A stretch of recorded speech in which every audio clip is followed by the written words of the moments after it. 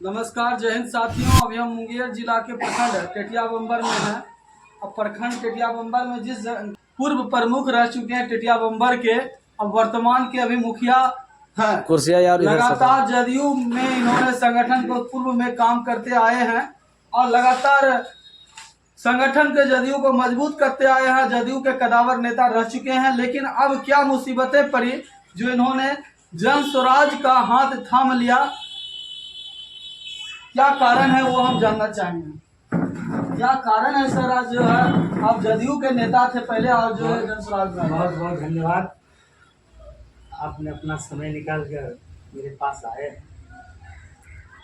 हम जदयू में 24 साल तक लगातार रहे, नीतीश कुमार के नेतृत्व में काम करते रहे, विभिन्न पद पर भी रहे और तारापुर विधानसभा, खड़गपुर विधानसभा में मैं चुनाव जिताने के लिए सक्रिय भूमिका भी निभाई। चाहे अनंत कुमार सत्यार्थी हो, कि नीता चौधरी हो, कि मेवालाल चौधरी हो, कि राजीव कुमार सिंह, सबों के लिए मैंने अपने दिल से और कड़ी मेहनत से चुनाव जिताने में कामयाब भी हुए, सफलता भी मिली।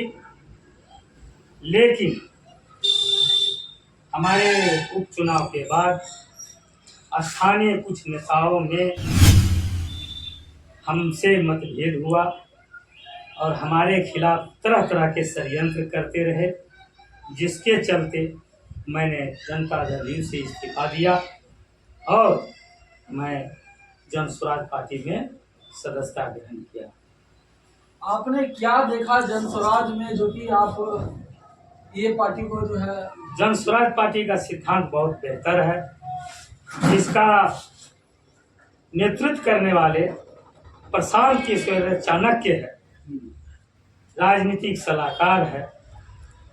उनको पूरे देश और दुनिया में लोग जानते और पहचानते हैं कि प्रशांत किशोर के नेतृत्व और प्रशांत किशोर जो कार्यक्रम बहुत मजबूती से होता है और उनका जो सोच है बिहार के लिए, गरीबों के लिए, मजदूरों के लिए, शिक्षित बेरोजगारों के लिए और बिहार के गरीबी की हालात को देखकर उनका जो सोच हुआ है कि बिहार को बदले, बिहार में गरीबी कैसे दूर होगी, बेरोजगारों को रोजगार कैसे मिलेगा, शिक्षा में सुधार कैसे होगा, बिहार के लोग बाहर नहीं जाए, बिहार में ही रोजगार मिले, इसके लिए प्रशांत किशोर जी ने सोचकर यह निर्णय लिए और पद यात्रा शुरू की।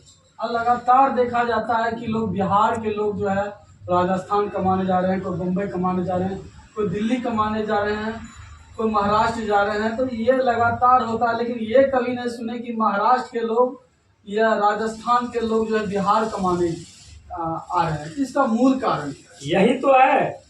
आज तक जो 78 साल आज़ादी हो चुका है, लेकिन कांग्रेस ने शासन किया, लालू यादव ने शासन किया, उसके बाद नीतीश कुमार के नेतृत्व में ये एनडीए के लोग शासन किया और दोनों मिलकर 35-40 साल में शासन किया। तो बिहार को बदहाली ही बदहाली रहने दिया।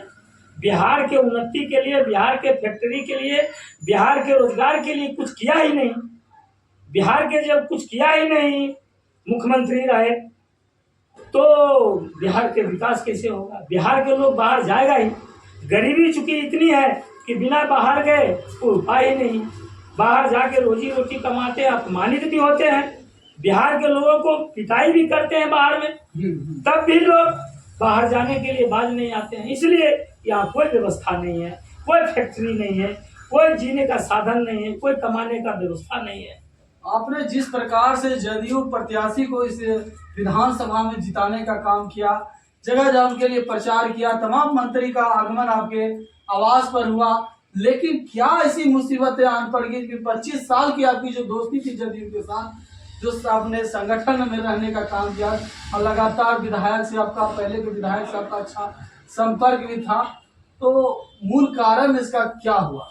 ये उपचुनाव आया, मेवालाल चौधरी हम लोग के बीच नहीं रहे, बहुत कर्मठ नेता थे, विधायक थे, और वो जब नहीं रहे तो उपचुनाव हुआ। उपचुनाव में टिकट राजीव कुमार सिंह को मिला। राजीव कुमार उपचुनाव में, और यह चुनाव सरकार लड़ रही थी एक तरफ से, ललन सिंह जैसे आदमी तारापुर के गोद लिए हुए थे, और अशोक चौधरी, तमाम मंत्री नेता जो है कैंप किए हुए थे। हमारे पास भी ललन सिंह आए कि नहीं इस बार प्रतिष्ठा की बात है, जदयू को जिताना है, तो इसलिए हम लोग मदद कर दिए थे। लेकिन राजीव कुमार सिंह को कोई वोट नहीं दिया ललन सिंह के नाम पर और नीतीश कुमार के नाम पर, और वह बहुत कम मार्जिन से चुनाव जीते हैं। और हम लोग चुनाव जीतने के बाद एहसास हुआ जो प्रतिनिधि बनकर आए वो तमाम कार्यकर्ताओं को अपमानित करते रहे और आज तक कर रहे हैं। बहुत लोग क्षुब्ध है उससे। लगातार जन स्वराज और प्रत्याशी को लेकर के लोग जुट रहे हैं, तो कहां तक होगा कि सभी को प्रत्याशी बनाया जा सकेगा? जन स्वराज पार्टी में प्रशांत किशोर जिनको उम्मीदवार बना दे, प्रशांत किशोर जिनको उम्मीदवार बना दे तारापुर विधानसभा में वो चुनाव लड़ेंगे। बहुत लोग लाइन में रहते हैं, हर एक दल में रहते हैं, लेकिन टिकट एक व्यक्ति को मिलता है तो एक ही उम्मीदवार होगा। उसी तरह जन स्वराज पार्टी में प्रशांत किशोर ने एक ही उम्मीदवार को चुनाव लड़ाएंगे जो चुनाव तारापुर में जीतने लायक होगा। वैसे लोग को टिकट देंगे वो तारापुर में चुनाव जीता जाएगा। क्या गुण देखे जन स्वराज में? जन स्वराज में बहुत, इनमें सारे लोगों, जितने लोग जुट रहे हैं वो बहुत पढ़े लिखे लोग हैं, अच्छे लोग जुट रहे हैं। प्रशांत किशोर भी राजनीतिक सलाहकार हैं, राजनीतिकवाज रहे हैं, लोगों को बनाने का काम किए हैं, कई मुख्यमंत्री को बनाए हैं, प्रधानमंत्री को बनाने का काम किए हैं, सरकार बदलने का काम किए हैं। इसलिए उन्होंने 2 अक्टूबर को पार्टी बनाए हैं और पार्टी बना के चाहते हैं कि बिहार में सिर्फ सरकार नहीं बदले, क्योंकि व्यवस्था परिवर्तन हो, और जब व्यवस्था परिवर्तन होगा तो गरीबों का काम होगा। लगातार आपका भी चर्चाएं गर्म है प्रत्याशी के रूप में जन स्वराज से, तो बिल्कुल सही बात है। अगर मुझे टिकट देते हैं प्रशांत किशोर की जन स्वराज पार्टी से तो मैं चुनाव लड़ूंगा, मजबूती के साथ लड़ूंगा तारापुर विधानसभा से, और मेरे मुकाबला भी किसी से नहीं होगा। अगर आपकी पार्टी अगर सरकार में आ जाती है तो फैक्ट्रियां यहाँ तक लगने की संभावना है? अगर हमारे जन स्वराज पार्टी की अगर सरकार बनती है तो प्रशांत किशोर जी का जो 5 मांगे हैं वह पूरा होगा। मांगे हैं कि बेरोजगारी को दूर करना, महिलाएं जो हमारे 400 रुपया वृद्धावस्था पेंशन, विकलांग पेंशन, जो भी पेंशन है वो 400 रुपया में कुछ होना जाना नहीं है, उसे सीधे 2000 रुपया किया जाएगा। और हमारे बेरोजगार युवाओं को बिहार में रोजगार दिया जाएगा, और हमारे किसानों को, महिलाओं को सशक्तिकरण के लिए, महिलाओं के रोजगार के लिए 4% ब्याज के दर पर उन्हें रोजगार मुहैया कराया जाएगा, लोन दिलाया जाएगा। लगातार जदयू के द्वारा कहा जाता है कि हमने दारू बंद कर दिया, अब बिहार में पहले जो है जंगल राज था वो समाप्त करने। दारू शराब तो बिक रहा है घर घर, शराब बंद ही नहीं है, होम डिलीवरी हो रहा है। आज देख लीजिए, आप यहाँ मंगा लीजिएगा आपके पास चला आएगा, चाहे इंग्लिश हो या देसी, लेकिन शुद्ध महुआ का भी नहीं मिल रहा है। वो जो है एक केमिकल के द्वारा तैयार किया जा रहा है जिससे लोगों को जान भी जा रहा है, और ये सिलसिला बहुत दिनों से जारी है। मुझे लगता है कि शराब बंदी को समाप्त कर देना चाहिए, शराब को ओपन कर देना चाहिए, क्योंकि लोग को जिंदगी से बचने से कम अच्छा हो। लगातार जदयू के द्वारा कहा जाता है कि पहले जंगल राज था, शाम में निकलना मुश्किल था, और अब जो है शांति का माहौल कायम हुआ है। बिल्कुल, पहले जंगल राज था ही। शाम में 2005 के पहले लालू जी का शासन था, निकलते लोग नहीं थे। उस समय भी हम उस समय का भी शासन को देखे हैं। 2005 में कुछ बदलाव हुआ है, बिजली आई है, सड़कें रोड बनी है, ये नीतीश कुमार ने किए हैं। इसमें हम लोग नीतीश कुमार की प्रशंसा करते हैं। लेकिन अभी के वर्तमान परिवेश में नीतीश कुमार भी मानसिक रूप से बीमार हो चुके हैं, क्योंकि हमारे नेता भी कहते हैं कि उनको इलाज कराना चाहिए। इलाज जब तक वो नहीं करा पाएंगे तब तक बिहार की तरक्की और बिहार के विकास करा ही नहीं सकते। तो 2025 में क्या निर्णय लिए? 2025 में बिहार में चुनाव 243 पर जन स्वराज पार्टी लड़ेगी, और बिहार में लगता है कि जन स्वराज पार्टी की सरकार बनेगी और व्यवस्था बदलेगी और सरकार बदलेगी।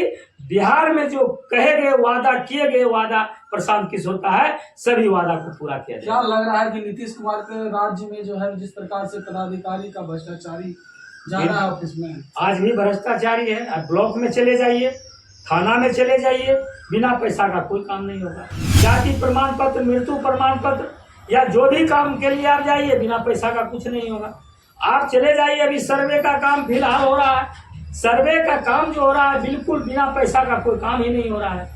पैसा ऐठे जा रहा है कर्मचारी और सीईओ तमाम पदाधिकारी के द्वारा। बिना पैसा का आपका ऑनलाइन खाता खेसरा नहीं है, उसमें पैसा लिया जा रहा है। आपके जमाबंदी इधर से उधर ऑनलाइन नहीं है, उस पर पैसा दिया जा रहा है ठीक करने का। देख रहे हैं लगातार रोडें बन रही है। स्कूल में क्या क्वांटिटी छड़ का जो होता है, जो सीमेंट का होता है, वो क्या इसको देखने वाला कोई नहीं है। आप देख ले रहे हैं नीतीश कुमार की सरकार में कई वो पुल पुलिया बड़े बड़े पुल गिरा है, उसी गुणवत्ता आज भी नहीं है। इसको देखने वाला कौन है? टेंडर हो गया, काम हो रहा, इसके देखने के लिए कोई नहीं आया। काम तो हो रहा लेकिन गुणवत्ता सहित नहीं हो रहा। तो देखिए हमारे सामने एक प्रभावशाली कदावर नेता रह चुके हैं जदयू के, और लगातार विकास काम करते रहते हैं। और इन्होंने जिस प्रकार से जदयू संगठन के लिए 25 सालों तक मेहनत किया, आज इनका क्या नौबत आ गया, किस मजबूरी आ गई कि इन्होंने जदयू का दामन तोड़ करके जन स्वराज को मजबूत करने का इरादा पक्का कर लिया। और लगातार ये आप जदयू को छोड़ करके जो है जन स्वराज के कार्यकर्ताओं को बनाने का काम कर रहे हैं, संगठन मजबूत कर रहे हैं तारापुर विधानसभा में। इनकी चर्चाएं हैं विधानसभा के प्रत्याशी के रूप में। वो और 11 अप्रैल को क्या होने जा रहा है? 11 अप्रैल को पटना के गांधी मैदान में विशाल रैली है, रैली नहीं रैला है। पूरे बिहार से कम 7 से 8 लाख लोग जाने का संकल्प ले लिया है। पूरे गांधी मैदान भर जाएगा और वहीं हुंकार भरेगा प्रशांत किशोर ने कि बिहार में परिवर्तन की जरूरत है। यहाँ आपके नेतृत्व में कितने लोग जा रहे हैं? इसलिए हमारे नेतृत्व में तारापुर विधानसभा से करीब 1000 लोग जाएंगे और जिसमें कई गाड़ियां, कई 2 व्हीलर, 4 व्हीलर, कई बसें कर ली गई है और जो जाने के लिए तैयार है। इसके मुख्य वक्ता आपके प्रशांत किशोर, हमारे मुख्य वक्ता इसका प्रशांत किशोर जन स्वराज पार्टी के सूत्रधार हैं, वही मुख्य रूप से रहेंगे। तो हमारी प्रमुख साहब से बात हो रही थी जो कि निरंजन प्रसाद जी हैं, किस प्रकार से इन्होंने विकास किया है अपने पंचायत में और लगातार हर क्षेत्र में इनका दौरा होता है। जदयू के लिए होता था पहले, अब जो है जन स्वराज के लिए हो रहा है। और किस प्रकार से इन्होंने जन स्वराज के लिए बताया कि जन स्वराज अगर आती है तो रोजगार लोगों को मुहैया कराया जाएगा। किस मजबूरी के कारण इन्होंने जदयू का दामन तोड़ने का काम किया, क्योंकि जदयू जिस प्रकार से सम्मान दे रही थी लेकिन अब जो है इनको सम्मान महसूस नहीं हुआ, इसके कारण इन्होंने तोड़ दिया। क्या आप सम्मान महसूस नहीं हो रहा? हाँ, जदयू में सम्मान ही, जहाँ सम्मान नहीं हुआ रहना बिल्कुल सही नहीं। मुझे सम्मान नहीं मिल रहा था तो मैंने जहाँ सम्मान मिला वहाँ आया। जन स्वराज पार्टी ने सम्मान दिया, प्रतिष्ठा दी और काम भी लगा है कि मैंने हर जगह जाकर, आप लखीसराय शेखपुरा के मैं प्रभारी भी हूँ, लगातार वहाँ संगठन के काम में लगे रहते हैं और तारापुर विधानसभा में अपना संगठन का मजबूती देख रहे हैं। देखिए किस प्रकार से इन्होंने अपनी प्रतिक्रियाएं दी। चलिए मैं अपनी बात को विराम देता हूँ। मैं अमित राहुल, भारत की आवाज से। जय हिंद, जय भारत।